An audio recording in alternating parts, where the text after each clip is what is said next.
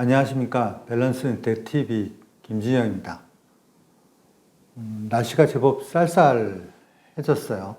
날씨 쌀쌀해지면서 다시 또 코로나가 또 극성을 부리지 않을까 좀 걱정이 되기도 하는데, 하긴 뭐 요즘은 코로나보다도 독감 백신이 더 위험하다고 하는 얘기들도 있으니까 저희들이 지금 하고 있는 거는 그 은퇴 자산 얘기였죠. 그래서 그 은퇴 전후 시점에서 내가 그동안 있었던 총 자산이 어느 정도 되느냐, 이제 이걸 쭉 그 파악하는 걸 했었고, 하는 방법을 했었죠. 그 다음에 저희가 이제 그러면 그게 다 내 은퇴 자산이냐, 내가 은퇴할 때 내가 다 쓸 수 있는 돈이냐, 그렇지 않다는 거죠. 그럼 저희가 이제 해야 되는 건, 그럼 그 중에서 내가 은퇴 자산으로 내가 쓸 수 있는 건 뭔지를 속아내야 되지 않습니까? 이제 결정을 해야 되는데, 그렇게 따지다 보면은 사실은 쓸 게 없어요, 은퇴 자산으로. 그래서 우리가 그 전에, 은퇴 자산을 결정하기 전에 뭘 먼저 해야 되냐면, 내가 가지고 있는 자산 중에서 장롱 속에 처박혀 있는 거라든가 있긴 있는데 잘 돌아가지 않는, 쉽게 말씀드려서 놀고 있는 자산이 뭔지를 먼저 한번 쭉 점검을 해야 된다는 겁니다. 그게 이제 우리가 은퇴 자산을 파악할 때 제일 먼저 해야 되는 그 일입니다. 그런데 그런 그 노는 자산 중에 제일 먼저 점검해 보아야 될 것으로 보험이었어요. 그 중에서도 종신보험을 말씀드렸죠. 그래서 종신보험을 가지고 계신 한 20년 전에들 많이 드셨는데, 저희 또래는 그 부분의 종신보험을 계속 가지고 있을지, 해약해서 은퇴자금으로 쓸 수 있는지, 이 부분을 먼저 결정을 하셔야 된다는 겁니다. 그래서 종신보험을 보자고 말씀드렸는데, 많은 분들이 이런 말씀을 하세요.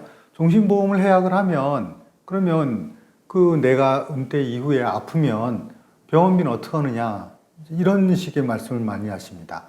그 얘기는 무슨 말씀이냐면, 종신보험을 드신 분 중에서 순수한 종신보험을 드신 게 아니라 그 뒤에 이 건강보험이라든가 실손보험이랑 이렇게 다시 엮어가지고 종신보험을 다시 재설계하시는 분들이 계세요. 그러다 보니까 거기에는 건강보험이 붙어 있는 겁니다. 만약에 우리가 이제 뭐 책 같은 걸 샀을 때 부록이 붙어 있는 거죠. 그걸 생각해 보시면 종신보험은 사망보험이에요. 궁극적으로는 가장 주 보장이 사망인 거예요. 나머지 부분 쪽은 있긴 있어도 곁다리인 거거든요. 근데 지금 자꾸 판단하실 때 판단이 흐려지는 것이, 그 곁다리에 있는 건강보험이나 이런 부분들은 어떡하지? 이런 부분들을 하세요. 그래서 그런 부분들을 어떻게 할지는 새로 들 수도 있고, 왜냐하면 이걸 해약하면 전체가 해약되는 경우도 있고 하니까. 그 다음에 그걸 새로 이제 들어서 필요한 걸 할 수도 있는데, 그 종신보험 들으셨을 때 붙어 있었던 그런 실손이라든가 건강보험의 그 보장 규모를 보세요. 그 주보험에 비해서는 이거 상당히 작아서 뭐 목록만 뭐 2, 30까지 쭉 적어놨지만 막상 각상 보면 내가 걸릴 병도 아닌 것도 많고, 걸려봐야 뭐 2, 30만 원 주는 것도 많고, 별 쓸데가 없는 것도 많아요. 종류만 많지. 그런 거랑 비슷한 거예요. 그래서 그런 부분들을 우리가 계속 그것 때문에 이렇게 꼬리가 몸통을 흔드는 이런 일이 생기기 때문에 그런 부분들은 판단을 하셔야 되는데, 그걸 이제 어떻게 해야 되느냐 하는 부분들은 저희가 이렇게 노는 자산들을 다 모아보면, 그것이 뭐 종신보험에서 해약을 했든 뭐 다른 투자 상품에서 해약을 했든 어차피 같은 돈이에요. 그 다음에 그걸 다 있는 걸 모아서, 자, 그걸 어떻게 재배분해서 투자할 것인가를 해야 되는 거기 때문에, 뭐 종신보험에서 해약한 돈은 따로 운영하는 방법이 있고, 뭐는 또 따로 있고, 다 이렇게 되는 건 아닙니다. 그러니까 지금 제가 말씀드렸던 것은, 종신보험을 해약을 해서 나한테 이게 실제로 지금 와서도 굳이 꼭 필요한 것인가? 돈 많으면 해약할 필요 없죠. 없으니까 이런 걸 하는 거지. 돈이 많고 뭐 하는데 뭐하러 해약을 합니까? 그냥 가지고 계시지. 그래서 지금 하는 겁니다. 그래서 그걸 다 정한 다음에 이제 운영 방법을 정해서 할 것이기 때문에, 지금 뭐 퇴직연금은 그럼 어떻게 운영하느냐, 종신보험은 어떻게 하느냐, 그거는 그렇게 개별적으로 얘기할 수 있는 게 아니라는 말씀을 드리는 거고. 자, 그래서 이제 오늘 이제 저희가 노는 자산 중에서 말씀을 드릴 것은 부동산입니다. 특히 주택, 거주하고 있는 주택. 사실은 저희가 거주하고 있는 그 주택은 저희가 거주하고 있는 주택은 어차피 살 집이기 때문에, 그게 뭐 실질적으로 우리나라 사람들의 거의 상당 부분은 재산의 80% 이상이 다 자기 부동산이에요. 자기 집이에요. 부동산이라고 하지만. 그러니까 자산이라고 있는 게 다 집이고 은퇴한 뒤에는 그게 더 심해지죠. 왜냐하면 소득이 안 생기니까 결국은 가지고 있는 집밖에 없는데 그 집에서 살고 있는 거죠. 이 주택이 놀고 있는 거냐? 꼭 그렇다고 볼 수는 없죠. 왜냐하면 집값이 올라서 그동안 늘어난 것이 투자해서 번 돈 별로 없잖아요. 기껏해야 모아한 돈들이라는 것은 결국은 이제 부동산에서들 많이 올라서 그 가치가 올라서 내 재산이 그나마 이만큼 된 것이니까. 그러면 이 부동산을 그럼 계속 그런 식으로 값어치 올라가는 것만 따지는 게 그냥 둘 것이냐라는 것이죠. 그래서 우리가 이 부분을 좀 그 은퇴 소득으로 전환할 수 있는 주택연금이라는 게 있잖아요. 그 주택연금을 로 써야 되는지 이런 부분들을 좀 한번 살펴보자는 말씀입니다. 먼저 주택연금을 보시기 전에 어차피 이게 주택이다 보니까 우리나라 집값을 한번 보세요. 2014년 이후로 2014년에 서울 지역 아파트 매매 가격 그 지수화 시켰을 때 지수가 75였는데 지금 2020년도에 주택 서울 지역 그 아파트 매매 가격 지수가 지금 115입니다. 평균 50% 올랐다는 거죠. 100% 오른 데도 있고 이거보다 덜 오른 데도 있지만 평균이 50% 올랐다는 거예요. 그러니까 이 지금 14년서부터 지금 20년까지니까 어떻게 보면 만으로 5년 동안인데 만으로 5년 동안 집값이 50% 올랐는데 이 만으로 5년 동안 50% 수익이 나는 것도 없었잖아요. 그러다 보니까 우리나라 사람들은 집에 어떤 투자는 집에 목매고 있는 거죠. 이것만큼 이렇게 된 게 없었으니까. 그러니까 집값이 이렇게 올라가고 하니까 집에 대한 어떤 그 미련, 집을 어떻게 보면 유동화시킨다든지 이런 거에 대해서는 굉장히 꺼려요. 왜냐하면 내가 가지고 있는 것은 평생 이거 하나다라고 생각하는 그 성향이 많기 때문에 특히 그렇습니다. 그래서 특히나 이제 집값이 이렇게 올라가면서 2014년 이후에 은퇴 준비도 소홀해진 것도 맞아요. 왜냐하면 그 전까지 걱정을 많이 했다가 집값이 오르니까 또 느슨해진 거죠. 이제 집값이 오르고 하니까 뭐 내 재산이 꽤 되지. 이제 이렇게 생각을 하시는 거죠. 그런데 최근에 다시 집값이 주춤하고 여러 가지 상황이 거래도 안 되고 어려워졌잖아요. 그러면서 또 걱정이 시작되는 거죠.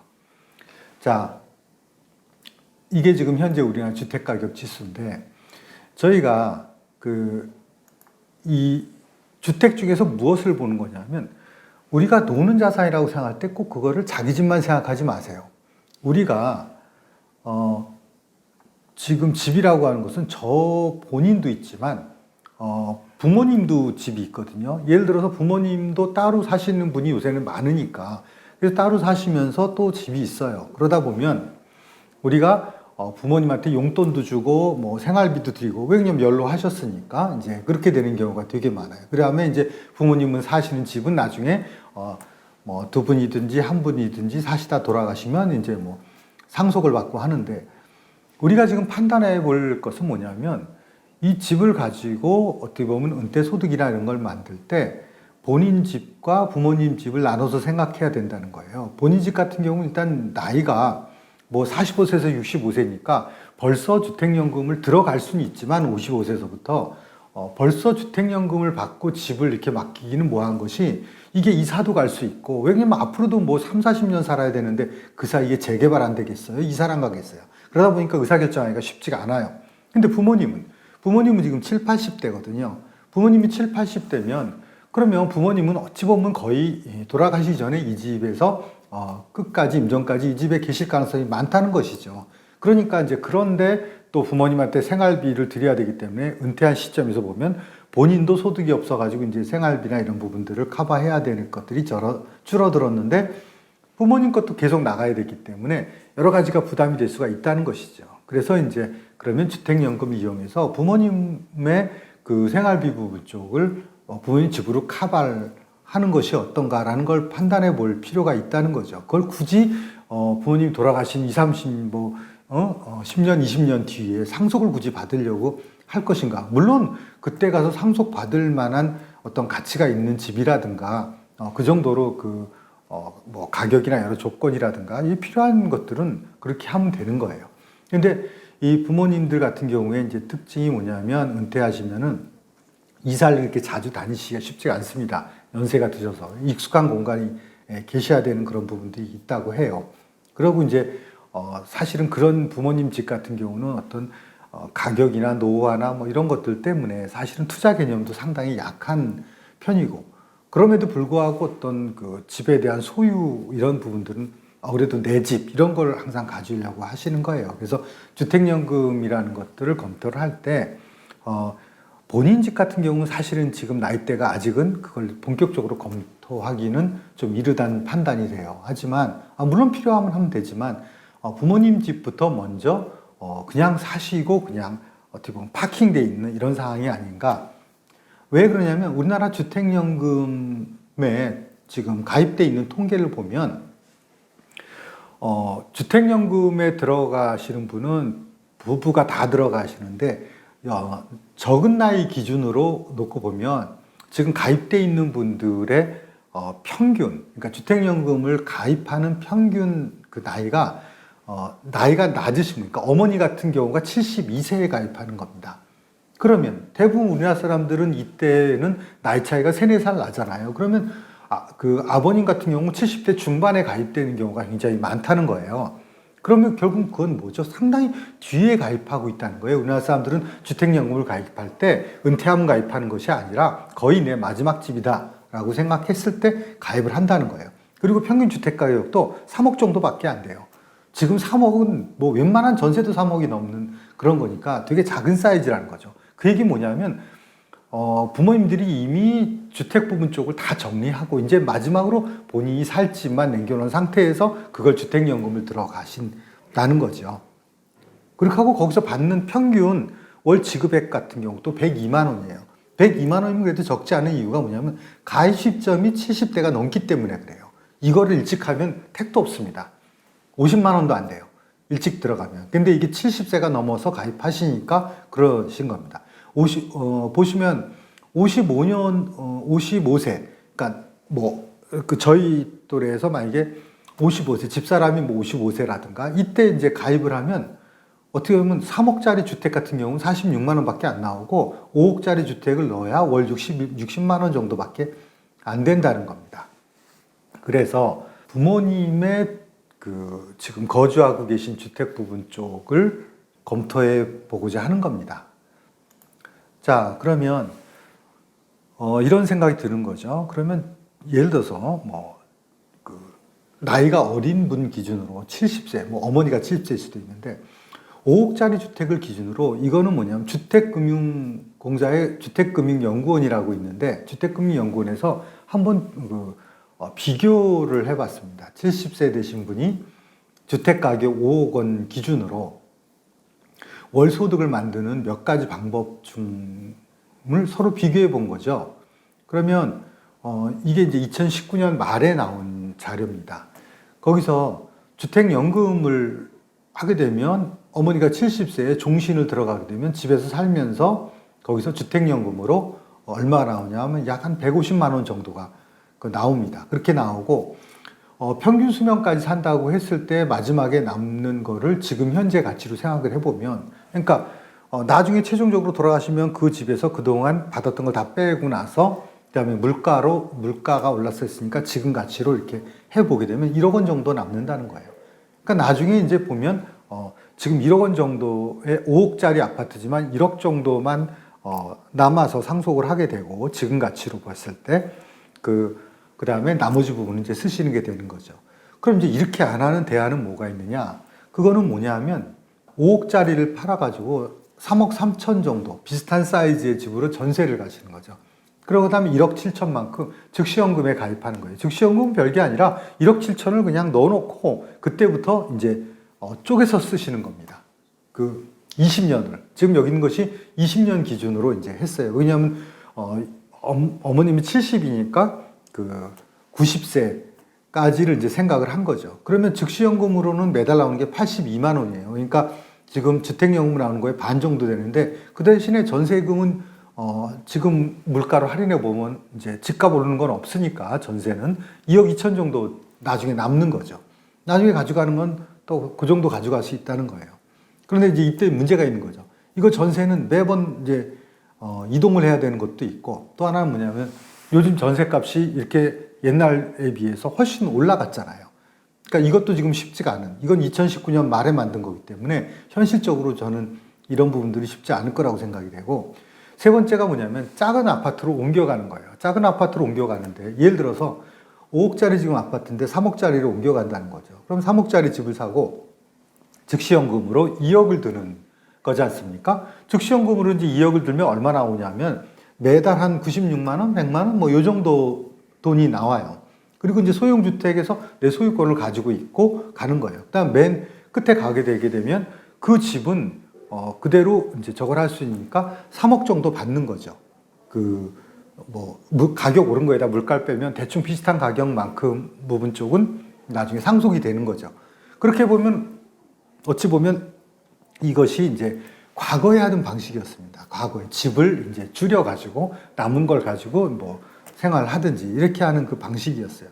단지 지금 이게 이제 쉽지가 않은 그런 부분들은 지금 소형주택 그 부분 쪽이 가격이 그렇게 낮지 않다는 거죠. 전처럼 그런 문제가 있어요. 그러니까 이거는 이제 선택의 문제입니다. 이하는 이제 아예 집을 파는 거지만 일하고 사마는 집을 줄여서 하는 것이기 때문에 지금 집을 줄여서 소형주택으로 옮길 수 있는 거라든가 이렇게 하면 이런 선택을 하시는 분도 상당히 있어요. 그래서 지금 주택 가격이 3억이라고 했잖아요. 주택연금에 드신 가격이.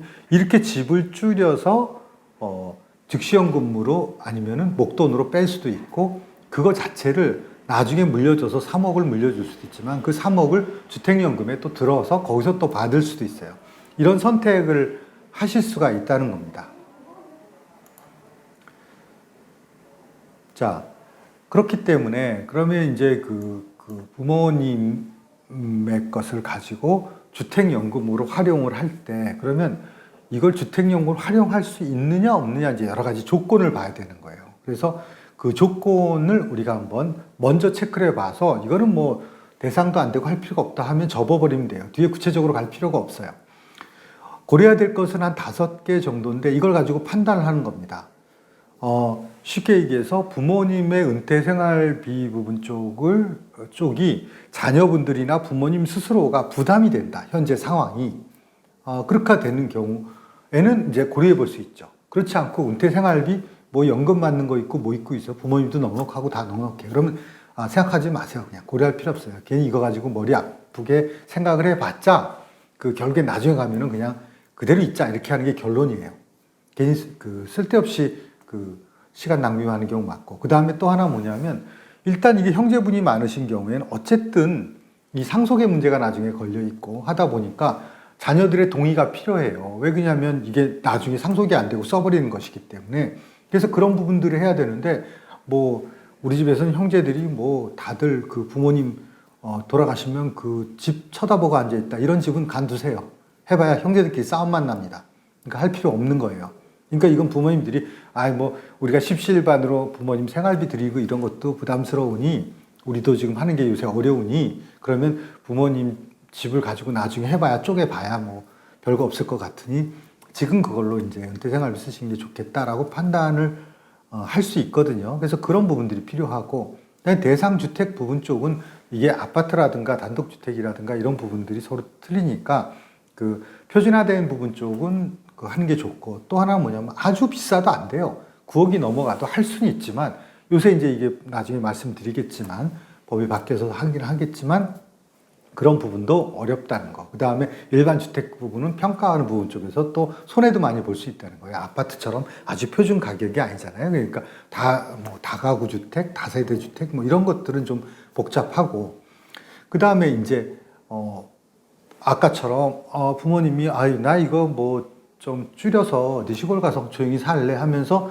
뭐 매매할 계획이 있다든지 아니면 나는 이거 죽을 때까지 있다 누구 줄란다 뭐 막내 줄랜다 뭐 이런 식으로 생각하시면 뭐 할 수 없는 거잖아요.